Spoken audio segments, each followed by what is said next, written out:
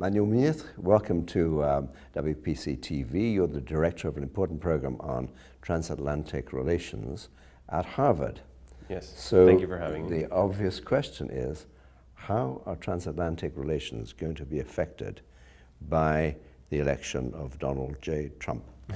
Right. Well, it's very hard to tell, but we know from the campaign speech that he's much more skeptical about the European project, and I think he gives it less strategic importance than previous presidents.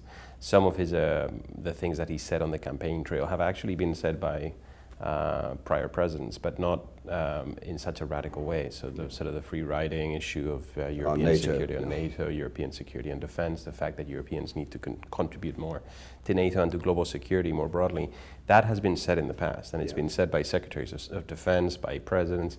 What he has said, though, is slightly different in the sense that he's not just saying you should take more of the burden. He's saying we're going to stop abiding by Article 5, or we're actually going to leave the space until you take responsibility for this. And that, I think that is very different. And if you connect that to what he's been saying to other allies, he's sort of revising and reviewing the alliance system that the United States has had in place for, since the end of the Second World War. This is true about Korea, it's true about Japan, it's true about other countries. So he seems to be very much about, retreating. I mean, in terms of NATO, that's quite a big threat, because if you take the Baltic states, who obviously have a certain fear of Russia, only Estonia meets the 2% of GDP benchmark for defense spending.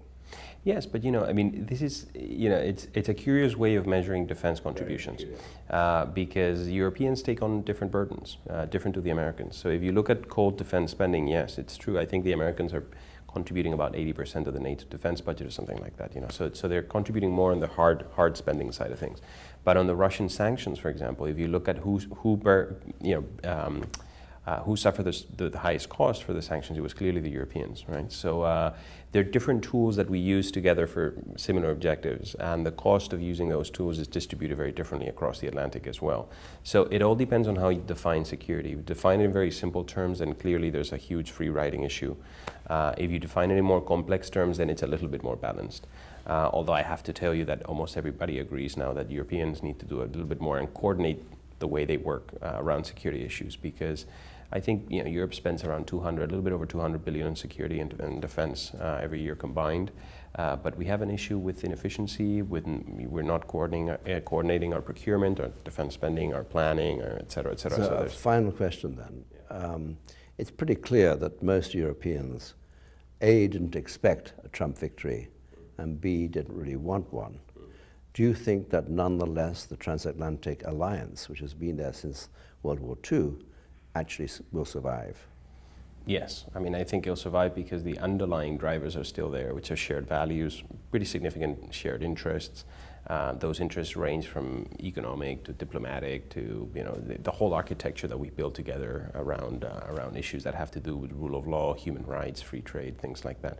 I think are still going to be there. So it's a nice optimistic note on which to end. Yeah, thank you. Manuel Muñoz, thank you very much indeed. Thank you, John.